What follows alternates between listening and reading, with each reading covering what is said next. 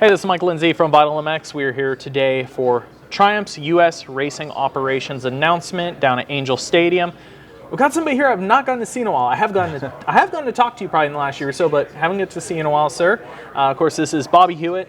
I would say your racing pedigree or the results and championships kind of speak for themselves, but you're here with the Triumph crew. You know, we hear things through the grapevine over the course last year. I know about a little over a year ago there was a situation where they were trying to figure out, you know, what this U.S. racing program was going to look like, who were the people involved. How'd that come about for you? How did you get involved? To be honest with you, Ricky and JH initially reached out to me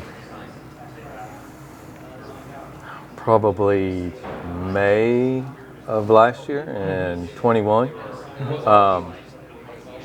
just to see if I was still interested in being involved in racing, you know, what were my plans, and as I told everybody that had contacted me, you know, right place, right time, right situation, I fully planned on being back in racing, but I didn't want to just come back just to participate. I didn't want to be part of a program and finish 7th through 15th. I have no interest in that. I mean, I wanted to be part of a program that I knew that we could win championships, that compete for championships, compete for race wins, and win the right place and the right time. And of course, at that time, I didn't have any idea who it was or what it was. Obviously, they said, well, we need to sign an NDA, as everybody knows.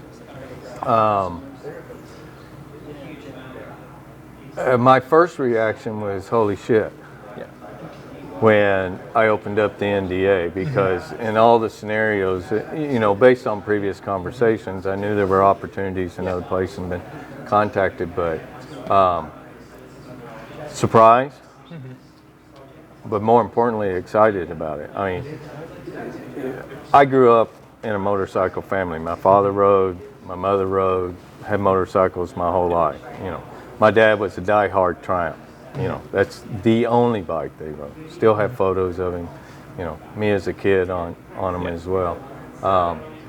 So that's really how it started, and you know, the message was, you know, we're looking for someone. Brief description of the roles and responsibilities and things like that, but it was clearly communicated, you know, you're one of 6, you know. We're going to go through our due diligence, and I didn't know who the other 6, you know, the other 5 were or 4 were, you know, and as they went through the process, okay, there's 4, okay, there's 2, and, you know, anyone that knows me, I mean, I'm not Ricky Carmichael, you know, I'm not a 5-time, 10-time champion or anything. You know, I have a different managing style, I have a different way of doing things. And there were some pretty impressive names on there, and the nice thing is when you're not really looking for a job, you know, and based on experience, previous experience, I mean, I knew there were some things that, you know, were non-negotiable, so to speak. And so as you go through the process and everything, and then, what was it, probably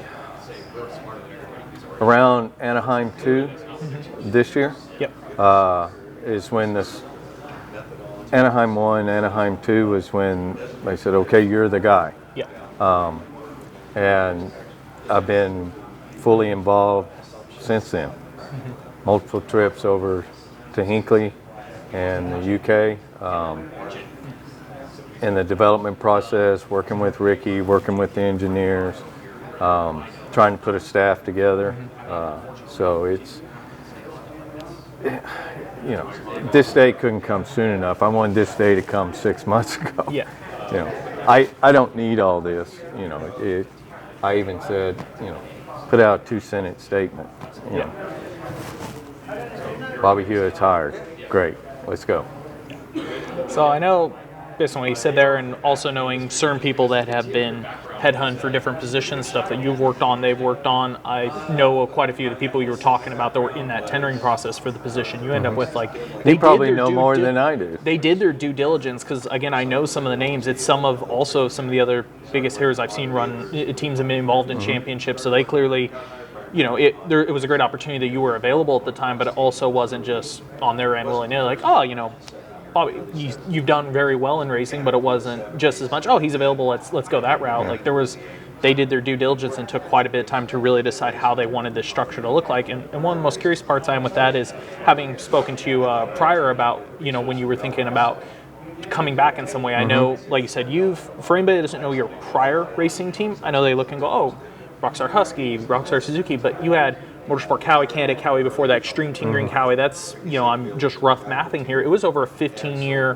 process to go from the beginning of that race team to where you ended. And I understand not wanting to come back, and as you said, basically, you've put in the effort to race for wins in championships and thing of that nature. So I imagine, other than their interest in you, this had to tick a lot of boxes for yourself. It did. It's like I said. I've been in this industry for over 20 years, and as opportunities, like early on with the amateur program with the Extreme Team Green, it had the opportunity to do pros earlier on, but there was a strategic method to the madness, so to speak. Most importantly, most managers, they're ex-riders, ex-mechanics, they're inside the circle, so to speak. And obviously, I was outside this, and I'll never forget one of the early conversations that I had with Mitch Payton when I first started the amateur program and thinking about doing the pros was,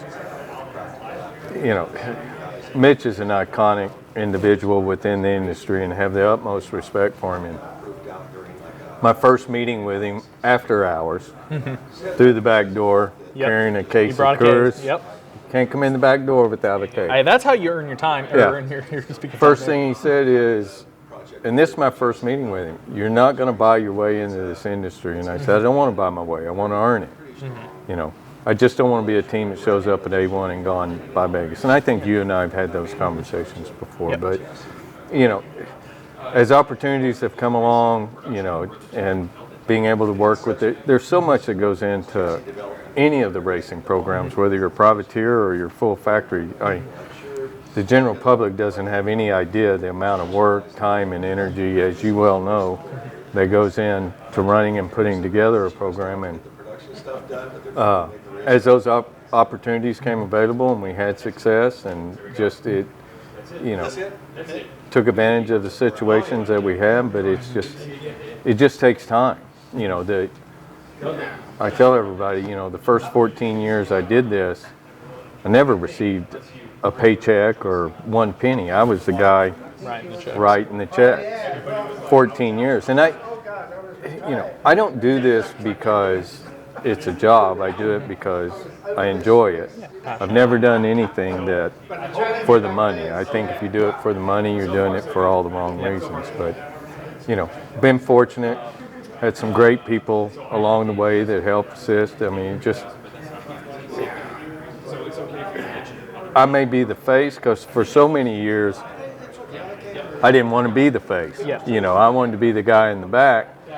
I'm involved in it on a day-to-day basis, but I never wanted to be the face. I had, started off with Ed Torrance, and then, having Bill Keefe as my team manager, and then Dave Gallen. And then when the opportunity came up with Munster and he went there, that's really when I stepped somewhat from the shadows to the front. And still heavily involved, but it's been a long road. A lot of ups, a lot of downs, but have enjoyed it a long way. And to have this opportunity, it's a once in a lifetime. Think about when was the last, what was it? Was it 96 when KTM came in?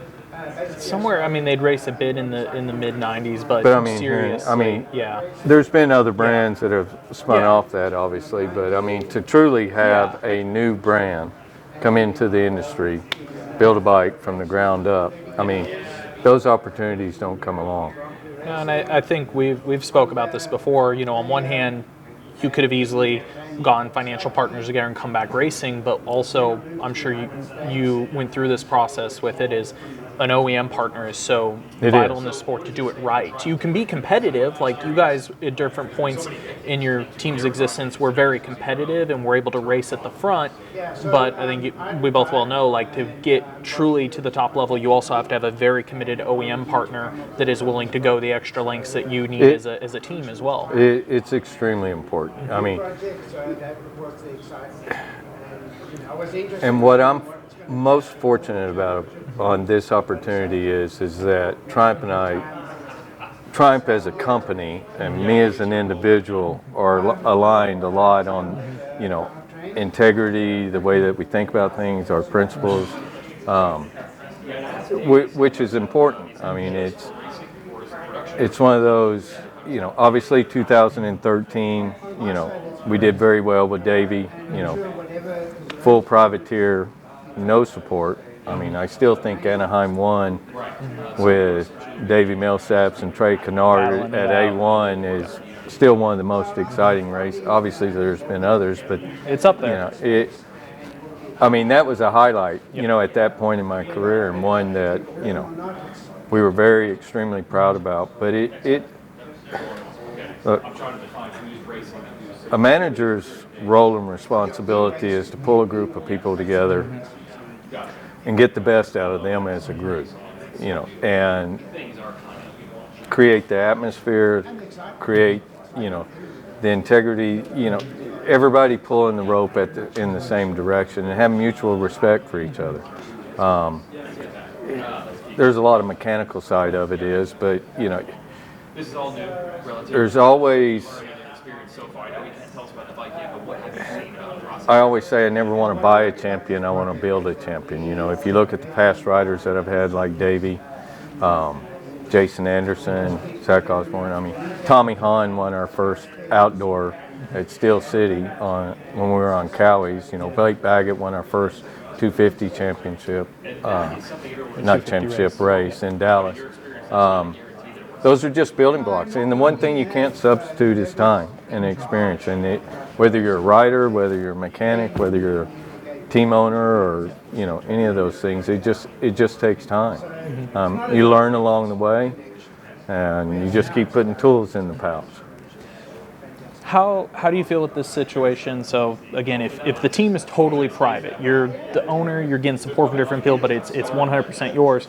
Again, you have a lot of say on that, bringing the people together that you want and managing them and building that unison, what you're looking for, bringing tools into the tool bag and making them work. You know, as soon as you get a larger partner involved, like you said, there are parts where an OEM is really vital to have to go racing at the best level to truly have all their technical involvement, but at the same time, red tape can come with it. I imagine if you're sitting here, knowing your personality, your management style, you know, they trust you, and that you've probably been given the leeway on a lot of that you would want. There is. I mean, it's a learning process for both of us.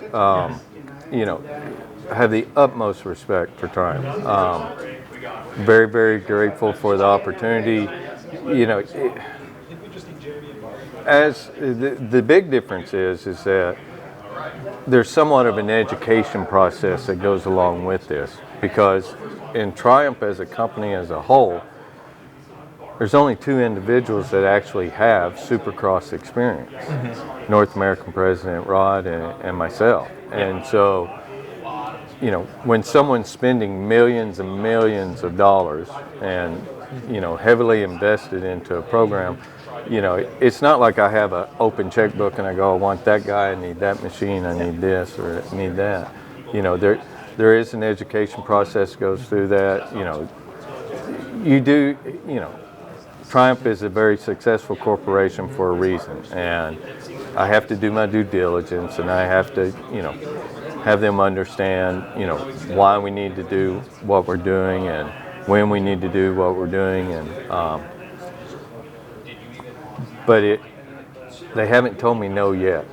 Hey, that's a good start. Yeah, you know, and it's fully expected and respected. It's just, you know, I guess the main thing is getting them to understand that decisions in racing need to happen quickly. Yep. And the closer we get to January 2024, that process needs to be shortened. But from the engineering side, the development side, it's been a really breath of fresh air, so to speak. How exciting is the process for you? Again, we have time. You have till January 2024 till we will see. We don't have time. It does come out as you know. It is coming quickly, but at the same time, you've been here for a little while now. You've gotten to see the equipment. You get to line all these people. I mean, it could be more stressful. It could be racing this year. Again, a year will go by pretty quick. But are you personally happy and satisfied with those timelines right now? What progress you guys are making? What you're seeing? If you know, like I said, I've been involved with them for over a year now, and you know, obviously I can't talk about all of it. I wish I could, but part of the marketing part. There's been a lot of work and a lot of things that have been put in place, and have started down that road. If I was at day one today, we wouldn't be going racing in 24. Yep. And that was clearly understood, was that one of the things that if I had any doubt, that we won't be ready in January 2024, it's literally, I wouldn't say it's all my decision, but I carry a pretty big stick on that. You know, that if we're not ready, we're not ready. And I have no problem if we had to wait till outdoors for the pro motocross, or if we had to wait 25.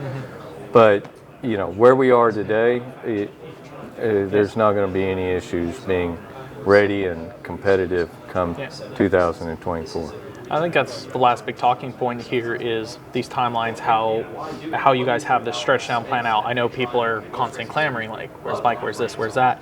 This is a huge undertaking. Again, you have no idea. It's not just, it would be one thing if Triumph was already building dirt bikes and had for a couple years and decide they want to go Supercross or motocross racing. That alone would still be a huge undertaking.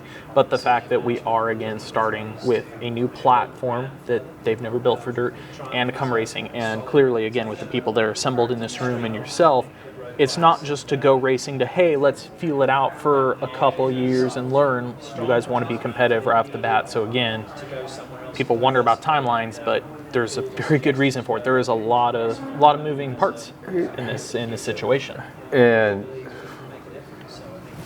when that time comes, which will be in the short time period, you know, once everyone really understands and knows the whole backstory and everything goes into this, I mean, there are years and years and years of development, you know, pen to paper, long before Ricky came on. And, you know, Triumph's been in, you know, almost 4 full years now developing the bike. So it's not like, hey, last year when they announced we're going to come racing, that they decide. I mean, this process has been building and being part of the corporate structure and the segment in which they wanted to enter for many, many years. So when I got involved with it, I mean, surprisingly, pleasantly surprised, we were much further down the road than what I initially thought that we would be at this time. That being said, assembling the team with Dave Arnold and Dudley and Scuba and myself, we're not so far along down the line that we haven't been able to make some changes and do some things where we need to tweak it a little bit so that it will be competitive in Supercross and it will be competitive in the pro motocross. Because what you have to understand, we have the whole homologation process here in North America versus on the MXGP. It's a pretty open book what you can do there, we have to say. And been heavily involved with the AMA, with Feld, you know, not to come to the starting gate and go, hey, you know, this is what we brought to the race. We want to make sure, you know, we do have the amount of units in North America that we have, that we are following the guidelines and principles of the rule book. And so there's been a lot of discussion and things that go on, but I mean, we're much further down the line than I think what the general public perceives today. Well, thank you very much for your time, sir. Thank you.